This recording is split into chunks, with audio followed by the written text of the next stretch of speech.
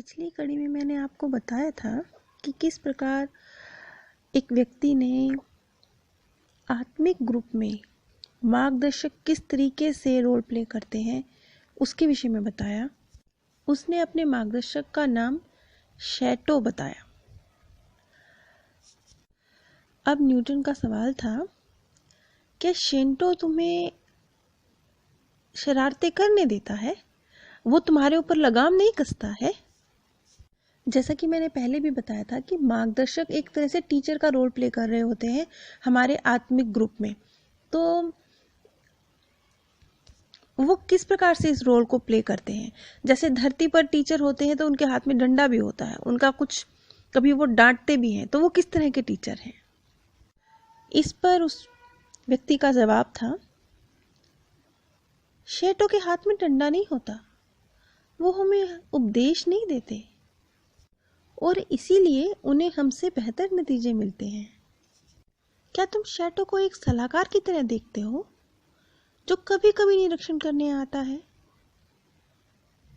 या वो अक्सर आता रहता है? शैटो इस बात को जानता है कि हम लोग खुद को जो हमने धरती लोक पर अपने रोल प्ले करे हैं उसी के कलाकार के रूप में ज्यादा पहचानते हैं। यानी कि शेंटो की हिदायतें बहुत गंभीर किस्म की होती हैं, लेकिन उसे ये बात पता है कि इस रास्ते पर चलते हुए हमें मजा भी लूटना पसंद है। शेंटो इसीलिए अपने आत्मिक ग्रुप के आसपास है क्योंकि उसे पता है कि ये अभी बिगनिंग की सोल्स हैं और इन्हें कई मौके मिलते हैं तरक्की करने के, लेकिन ये अपने मौकों को गवा देती हैं। जो नई सोल्स होती हैं वो अक्सर ऐसा करती हैं कि उन्हें जो आत्मिक उन्नति के मौके मिलते हैं वो उनके हाथ से निकल जाते हैं। तो इस चीज़ में मार्गदर्शक उनकी मदद करता है कि वो मौके उनके हाथ से निकले ना। उसने ये भी कहा कि जब वो और उसके आत्मिक ग्रुप के मेंबर अपने आप को श्रेष्ठ दिखाने के चक्कर में किसी मुश्किल में डाल लेते हैं, उस वक्त वो सही व्याख्या करने में, बात को सही नज़रिए से समझने में, उसकी सही व्याख्या करने में उनकी मदद करता है। अब यहाँ पर ध्यान दीजिएगा क्योंकि ये बिगनिंग की सोल्स है ना, तो मौकों को हाथ से गवा देना या अपने आप को श्रेष्ठ प्रदर्शित करने की कोशिश करना या अपने आप को सिर्फ उसी रूप में पहचानना जो उन्होंने धरती पर प्ले करे हैं रोल, ये सारे नई सोल्स की बातें हैं। जो ओल्ड सोल्स हैं उनमें वो इन चीज़ों से बाहर निकल चुकी होती हैं। अगर हम लोग इन बातों की सत्यता को गंभीरता से समझें तो यकीन मानिए मृत्यु के बाद की वो दुनिया इस दुनिया से कहीं ज्यादा खूबसूरत है, क्योंकि इस दुनिया में तो एक माया है ना, एक भौतिक चीजों का जाल है और वो एक जीवन को चलाने के लिए जरूरी भी है। अब जैसे धन है, जीवन की ज़रूरतों को पूरा करने के लिए सही तरीके से स्मूथली जीवन आगे बढ़े, इसके लिए धन की ज़रूरत है। लेकिन कब हम धन कमाते कमाते इन ज़रूरतों से बहुत आगे निकल जाते हैं, लेकिन तब भी हमें ज़रूरत है का नाम ही दे रहे होते हैं और हमें पता भी नहीं चलता। ये इस भौतिक दुनिया का मायाजाल है और ये मायाजाल आत्मालोक में नहीं है। अब जैसे इस धरती पर हम लोगों को उनकी शारीरिक खूबसूरती से तोल रहे हैं, लेकिन आत्मालोक में हम उनको उनकी आत्मिक खूबसूरती से तोल रहे हैं कि ये कितनी आत्मिक उन्नति को प्राप्त कर चुकी आत्मा है। तो कितना फर्क है, ये फर्क ही आत्मालोक को खूबसूरत बनाता है।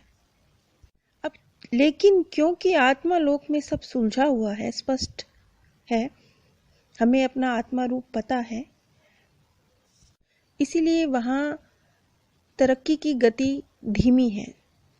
या फिर ये समझ लीजिए कि आत्मा लोक में जो कुछ सीखते हैं या इन जीवन वाले खेलों से जो कुछ हम सीखते हैं उसका टेस्ट भी हमें आकर एक जन्म लेकर इस जीवन वाले खेल को खेल कर ही देना पड़ता है कि हम सीखे हैं तो कितना सीखे हैं। और जैसे जब हम इस धरती पर पढ़ाई करते हैं तो उसका रिजल्ट हमें क्या मिलता है? उसका रिजल्ट हमें मिलता है, हमें अच्छी जॉब मिल गई, आप बड़े ऑफिसर बन गए, तो आप बोलेंगे मैंने ये पढ़ाई करी, इसका रिजल्ट मुझे ये मिला। इसी तरह से जो सोल जितनी ज़्यादा आत्मिक उन्नति कर लेती है वो उतना अपने आप को शांत, स्थिर, संतुष्ट और आनंदमयी अवस्था में अपने आप को पाती है। ये उसने आत्मिक उन्नति करके हासिल कर लिया। यहाँ शेंटो एक तानाशाह टीचर की तरह नहीं है, बल्कि वो एक प्यार करने वाले पेरेंट्स की तरह है। अब जैसे ये आत्मिक ग्रुप है, इस आत्मिक ग्रुप में जितनी भी आत्माएं रही हैं, उन्होंने ज़्यादातर पुरुषों के रोल प्ले करे हैं इस धरती पर। इस वजह से डॉक्टर न्यूटन ने सवाल किया कि जो तुम्हारा आत्मिक ग्रुप है, ये इतना ज़्यादा पुरुषोन्मुखी क्यों है? यानी वो इतना ज़्यादा पुरुष के रूप में ही धरती पर आना क्यों पसंद करता है? अब यहाँ पर मैं आपको एग्जैक्टली माध्यम के शब्द बताने जा रही हूँ, उसकी व्याख्या हम बाद में करेंगे। उसने कहा क्योंकि भूलोक एक क्रियारत ग्रह है जो शारीरिक रूप से ही सम्मानित करता है। इसी कारण हम लोगों में पुरुष भूमिका निभाने की प्रवृत्ति रहती है, ताकि हम परिस्थितियों पर काबू कर उन्हें अपनी दिशा दे सकें और अपने इर्द गिर्द के वातावरण पर अपना आधिपत्य जमा कर सकें। इससे लोग हमें मान सम्मान देते हैं। अब यहाँ पर इस व्यक्ति ने एक्चुअल में धरती के विषय में बता दिया है। जो धरती का सिस्टम है वो किस तरह का है? वो ऐसा है कि पुरुष को ऊंचा मानने का समाज है, और पुरुषों की इस तरह की प्रवृत्ति होती है कि वो अपने परिवार के मुखिया हैं, उनका अपने परिवार पर एक तरह से आधिपत्य है। परिस्थितियां जो घर के फैसले हैं वो लेंगे, उनके मुताबिक चलेंगी, और क्योंकि वो घर के पुरुष हैं तो उन्हें मान सम्मान मिले, विशेष मान सम्मान मिले। तो इस तरह की जो प्रवृत्तियां पुरुषों में अधिक होती हैं, उसकी वजह से, क्योंकि ये बिगनिंग की ग्रुप्स हैं, तो बिगनिंग का आत्मिक ग्रुप है, तो इस आत्मिक ग्रुप के जो मेंबर्स हैं वो ज़्यादातर पुरुष रूप में धरती पर आना पसंद करते हैं। अब अगला सवाल था डॉक्टर न्यूटन का, लेकिन समाज में तो स्त्रियों की भूमिका भी बहुत प्रभावशाली है। ऐसी स्थिति में बिना स्त्रियों की भूमिका निभाए तुम अपने समूह के विकास की उम्मीद कैसे कर सकते हो? ये बात बिल्कुल स्वाभाविक है कि कोई सोल सिर्फ एक ही जेंडर का रोल प्ले करके पूरी तरह से आत्मिक उन्नति को प्राप्त नहीं कर सकती। इस पर उसका जवाब था, वैसे तो हमें भी इस बात का पता है, लेकिन स्वतंत्रता की जो एक प्रचंड लालसा रहती है, इस वजह से और इस जरा से लाभ के लिए हम पुरुष का रोल प्ले करना अधिक पसंद करते हैं। वैसे फिलहाल हमें स्त्री की भूमिका निभाने की जरूरत महसूस नहीं हो रही। और अब जो डॉक्टर न्यूटन जानना चाह रहे थे, वो ये जानना चाह रहे थे कि तुम्हारा जो आत्मिक ग्रुप है, इसमें किस तरीके से आत्माएं शामिल हुई हैं। अब जैसे एक समान गुणों वाली जो आत्माएं हैं वो एक साथ आकर मिली हैं, तो जिसने ऐसा किया है तो तुम क्या समझते हो, क्या वो भगवान है? इस सवाल पर माध्यम कुछ उलझा हुआ सा जवाब देता है। वो कहता है, नहीं, सोत्र से नीचे उच्चतर आत्माएं। सोत्र, यहाँ पे सोत्र मतलब जहां से आत्मा आ रही है, जन्म ले रही है। सोत्र जहां से उसकी उत्पत्ति हो रही है। अब उसी सूत्र को जब कोई आत्मा एक्सप्लेन करती है तो एक तरह से वो भगवान शब्द का यूज जो करती है वो उसी सूत्र के लिए करती है, क्योंकि जहां से आत्मा की उत्पत्ति हुई है, जब भी किसी माध्यम ने उस चीज को बयां करने की कोशिश करी है, तो पहले तो सभी ने बहुत स्पष्ट तरीके से वो उस चीज को बयां कर नहीं पाए हैं, और जिन्होंने कोशिश करी है उन्होंने उसे सूत्र ही कहा, उन्होंने भगवान लफ्ज नहीं कहा या किसी ईश्वर का नाम नहीं लिया।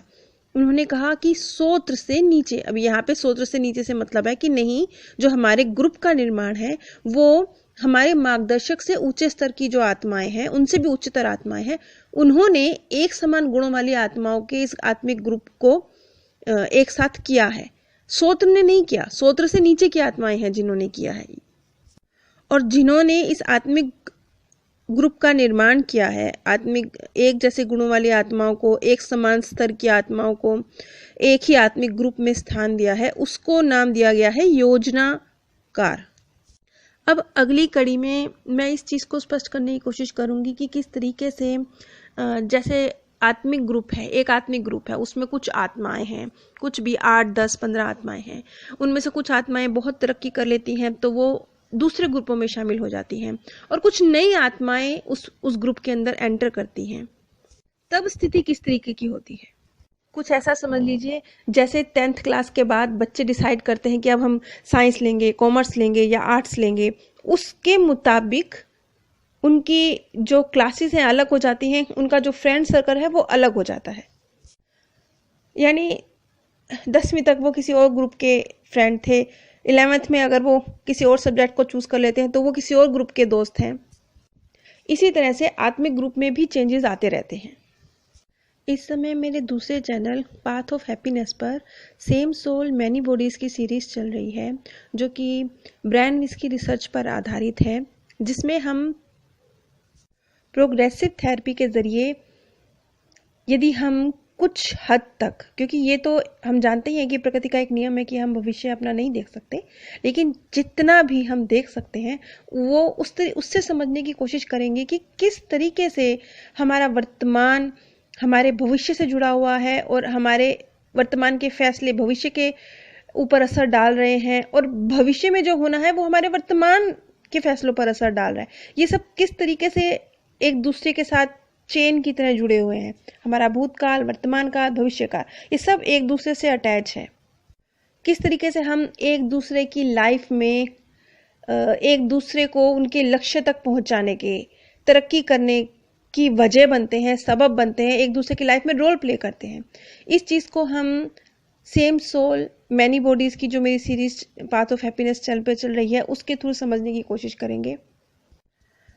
उसका लिंक मैंने नीचे डिस्क्रिप्शन बॉक्स और पिन कमेंट दोनों में दिया है। आप सभी पर परमात्म सौंदर्य, प्रेम और आनंद सदैव बरसता रहे। आप सभी दिव्य परम धाम में स्थान प्राप्त करें। पिछली कड़ी में मैंने आपको बताया था कि किस प्रकार